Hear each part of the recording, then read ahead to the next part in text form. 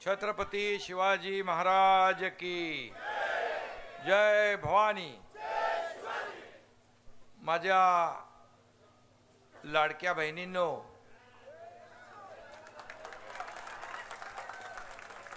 दर महिन्याची ओवाळणी सुरू आहे ना।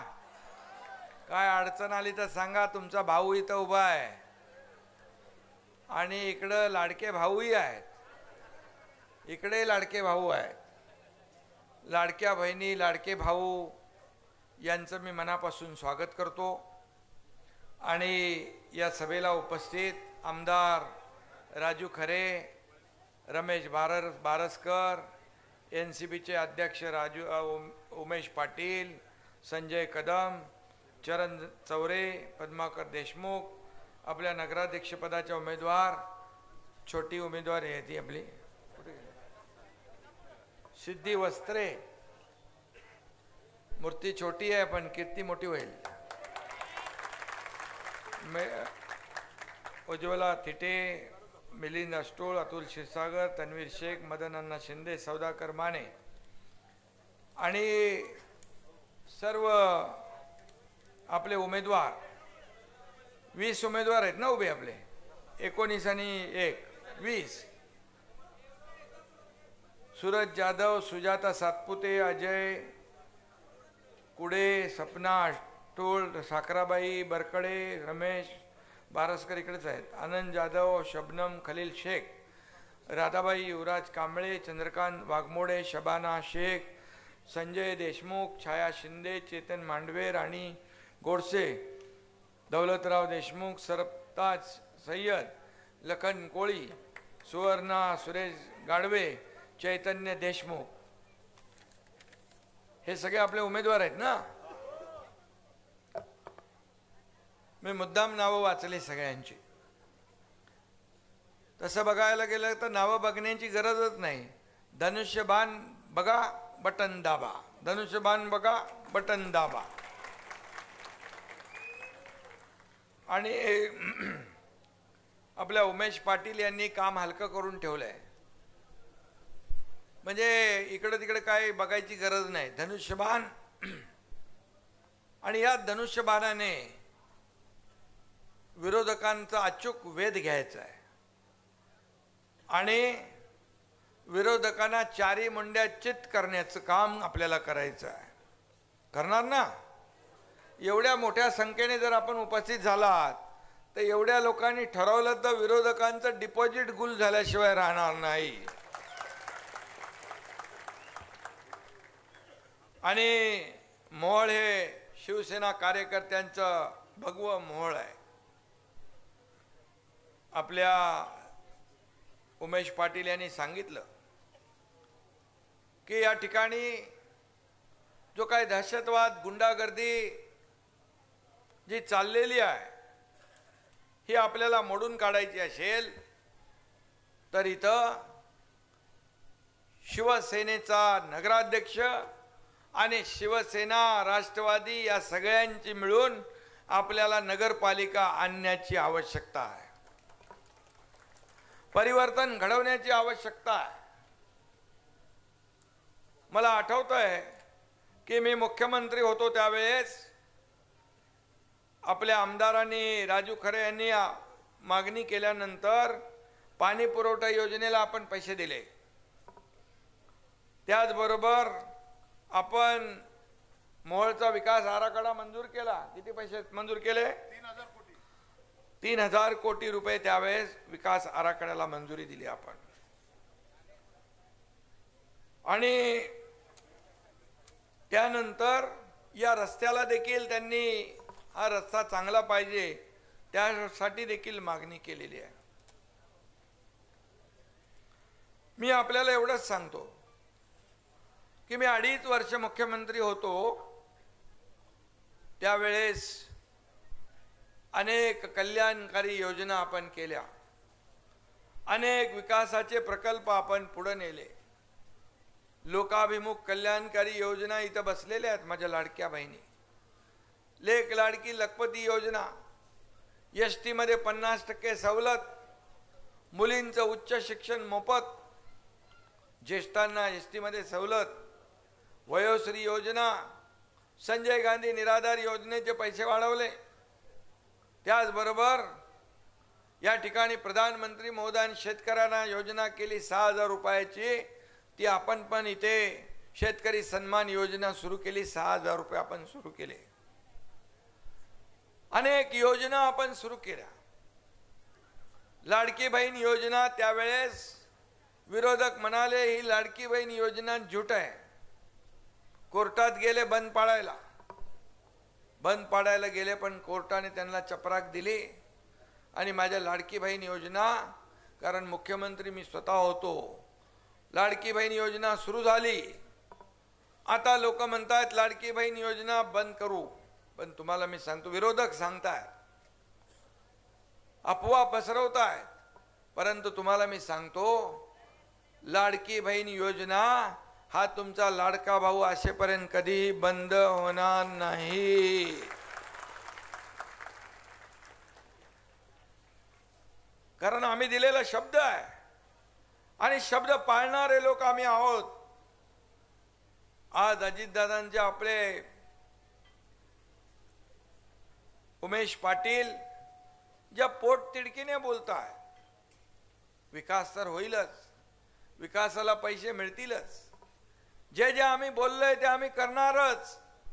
कारण तुम्हाला माहित आहे का, सिनेमात डायलॉग आहे, बाळासाहेब पण सांगायचे, शब्द देताना 10 वेळा विचार करून जपून शब्द द्या. शब्द एकदा दिला की माघार नाही. आणि म्हणून बाळासाहेबांचा शिवसैनिक मी आहे. मैं कमिटमेंट करता नहीं, लेकिन एक बार कमिटमेंट कर दी तो फिर मैं खुद की भी नहीं सुनता. आणि म्हणून मी आपल्याला एकच सांगतो की जे आम्ही बोललोय ते करणार. लाडकी बहीण, सगळ्या योजना, आज पीक विमा योजना असेल, शेतकरी संकटात आहे. शेतकऱ्याला पावसाने जे काही अतिवृष्टीमुळे शेतकऱ्याचं जे नुकसान झालंय, शेतकरी संकटात पडला, त्याला देखील आपण 32,000 कोटीचं पॅकेज दिलं. त्याला देखील आधार देण्याचं काम आपण केलंय. बांधावर आपण गेलो, नुसते घरात बसून तोंड पाटील की नाही केली, त्यांच्या घरातली चूल विजली ती चालू करण्याचं काम केलंय. चूल बंद करण्याचं पाप आम्ही नाही करत, चूल सुरू करण्याचं पुण्य आपण करत असतो. आणि म्हणून मी आपल्याला एवढंच सांगतो की ही सिद्धिताई जी आहे, सिद्धिताई एक सावित्रीची लेक आहे आणि आपल्या जिजाऊ साहेबांची लेक आहे. हिच्या पाठीशी उभं राहणं तुमचं सगळ्यांचं कर्तव्य आहे ना. हिला निवडून आणणार ना, सगळ्यांनी हात वरून करून सांगा, हिच्या मागं उभे राहू आम्ही ताकदीने. कोणी आलं कोणी गेलं तरी धनुष्यबाण आणि सिद्धी आणि पूर्ण पॅनल विजयी केल्याशिवाय आम्ही स्वस्थ बसणार नाही, असा संकल्प करा सगळ्यांनी. आणि म्हणून विचारपूर्वक आपण ठरवलेलं आहे की या ठिकाणी आपलं काम सोपं आहे. आपली निशाणी धनुष्यबाण. धनुष्यबाण म्हणजे विरोधकांचं काम तमाम. आपली निशाणी धनुष्यबाण, विकासाची खाण धनुष्यबाण. आणि म्हणून धनुष्यबाणाने या राज्याला पुढे नेलंय. 2.5 वर्षाच्या काळात मलाही आठवत नाही मी किती निर्णय घेतले, परंतु जे निर्णय घेतले ते सर्वसामान्य लोकांसाठी घेतले. सर्वसामान्यांच्या आयुष्यामध्ये चांगले दिवस आले पाहिजे म्हणून घेतले. एक शेतकऱ्याचा मुलगा या राज्याचा मुख्यमंत्री झाला आणि म्हणून गरिबी काय असते ती मला माहित आहे.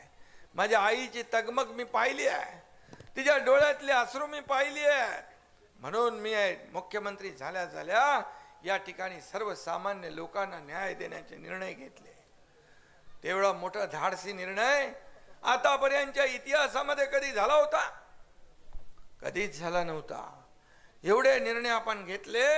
45,000 कोटी माझ्या लाडक्या बहिणींवर आपण वर्षाला देतो, पण तुम्हाला फक्त 1,500 रुपयावर थांबवणार नाही. माझ्या लाडक्या बहिणींना लखपती केल्याशिवाय आम्ही थांबणार नाही, हाही विश्वास देतो. कारण तुम्ही स्वतःच्या पायावर उभं राहिलं पाहिजे. तुम्हाला इकडे तिकडे बघायची गरज नाही. आता तुमच्या खात्यात पैसे आल्यावर तुमच्या सहीने तुम्हाला पैसे काढण्याचा अधिकार मिळवून दिला. हे इतिहासात पहिल्यांदा झालं, इतिहासात. त्याचबरोबर प्रत्येकाच्या नावापुढं वडिलांचं फक्त नाव लागत होतं, आईचं पण नाव लावण्याचा निर्णय आपल्या सरकारने घेतला. हा देखील मोठा निर्णय आहे. आणि म्हणून असे अनेक निर्णय आपण घेतले. या मोहळमध्ये जे काय आपल्याला पाहिजे ते देणारच आहे, कारण विकास हाच आपला अजेंडा आहे.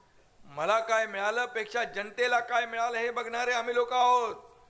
खुर्चीचा अजेंडा आमचा नाहीये, खुर्चीचा मोह आम्हाला नाहीये, सत्तेचा मोह नाही, खुर्चीचा अजेंडा आमचा नाही. ज्या लोकांनी खुर्चीत बसवलंय त्या लोकांचे प्रश्न काय ते जाणून घेऊन सोडवण्याचं काम आम्हाला करायचं आहे. हा आमचा अजेंडा आहे. आणि म्हणून किती प्रॉपर्टी कमावली, किती संपत्ती कमावली, किती पैसे कमावले, यापेक्षा किती माणसं कमावली, किती माणसांचं प्रेम कमावलं हे आमच्यासाठी महत्वाचं आहे. आणि म्हणून गोर गरीब जनता आज जे काय जिकडे जातोय तिकडे लाडक्या बहिणी, लाडके भाऊ, शेतकरी, ज्येष्ठ हसत मुखाने स्वागत करतात. लहान लहान मुलं एकनाथ मामा, एकनाथ मामा म्हणून ओरडतात. हे बाई ते समोरच आहे. आणि म्हणून हे सगळ्या मुलांचं प्रेम असंच मिळत नाही. हे कमवायला भाग्य लागतं, त्याग लागतो, मेहनत लागते, कष्ट लागते, देण्याची दानत लागते. आम्ही घेणारे नाही, आम्ही देणारे आहोत, आम्ही देणारे आहोत. आणि म्हणून एवढं प्रचंड 2.5 वर्षामध्ये केलेलं काम लोकांनी त्याला पसंती दिली आणि एवढा मोठा दैदिप्यमान विजय दिला की आतापर्यंतच्या महाराष्ट्रातल्या सगळ्या विजयांचं रेकॉर्ड तोडून टाकलं. 2022ला जेव्हा सरकार बदललं त्यावेळी देखील सरकार बदलल्यानंतर लोकांनी ते स्वीकारलं.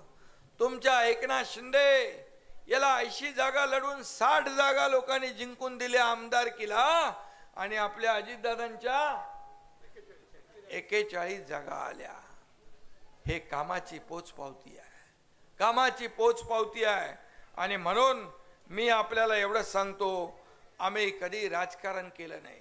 संकट काळात लोकांच्या मागं उभं राहिलो, शेतकऱ्यांच्या मागं उभं राहिलो. जिथे संकट तिथे शिवसेना, जिथे आपत्ती तिथे हा तुमचा एकनाथ शिंदे उभा राहिला. आणि म्हणून आपल्याला माहित आहे, पूर असो, महापूर असो, पैलगाम असो, इर्षाळ वाडी असो, काही असो, जिथं संकट तिथं आपण गेलो. घरी बसून राज्य चालवता येत नाही. आणि म्हणून लोकांमध्ये जाऊन लोकांची दुखडी सुखडी जे काय दुखणी आहेत ते समजून घेण्याचं काम आपण केलं. आणि म्हणूनच शेतकऱ्यांना देखील कधी आम्ही वारावर सोडलं नाही.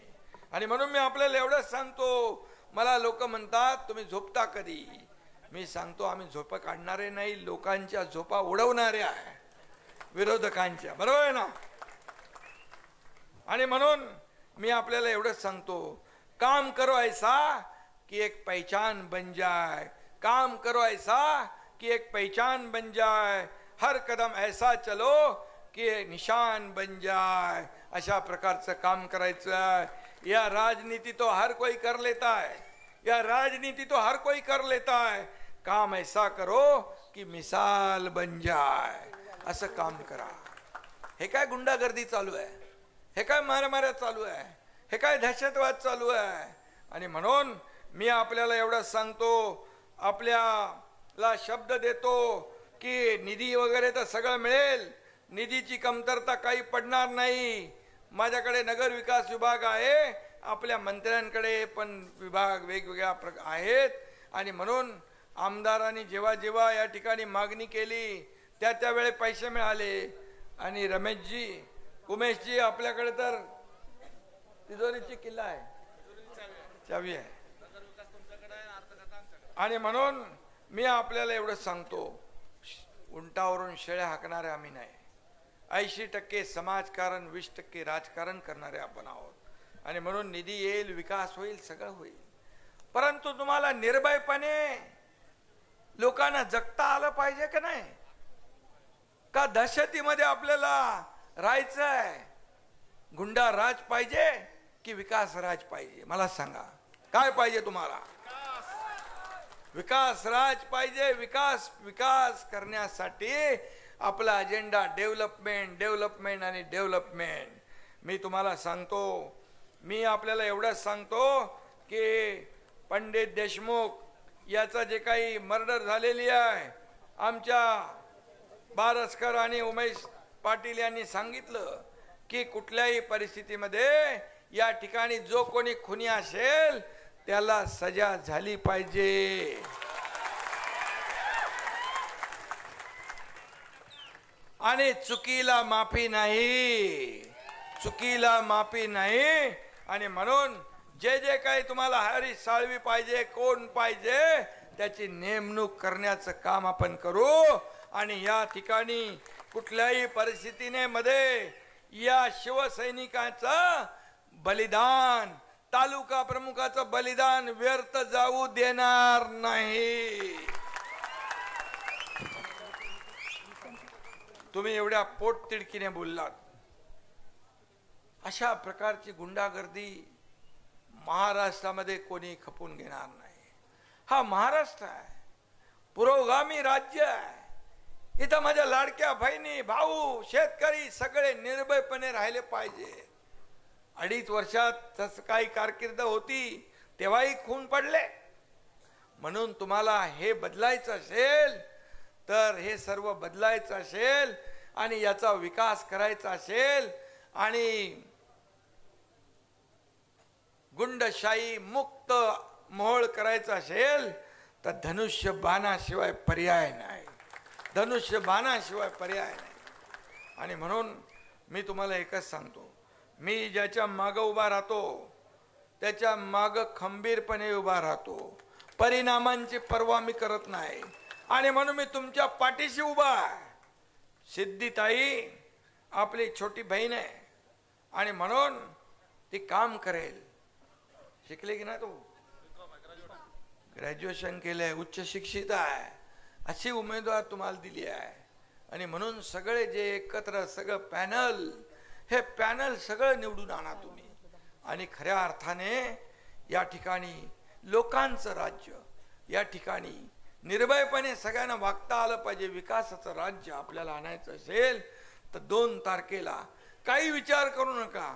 जात पात धर्म बाजूला ठेवा. फक्त धनुष्यबाण लक्षात ठेवा. धनुष्यबाणाचं बटन दाबा आणि जेवढे आपले उमेदवार आहेत आणि नगराध्यक्ष या सगळ्यांना विजयी करा. आणि विजयाचा आनंदोत्सव साजरा करायला हा एकनाथ शिंदे पण 3 तारखेला इकडे आल्याशिवाय राहणार नाही. जय हिंद, जय महाराष्ट्र. आणि या संबोधनानंतर या ठिकाणी गुलामगिरीची साखळी इथं तोडण्यात येते.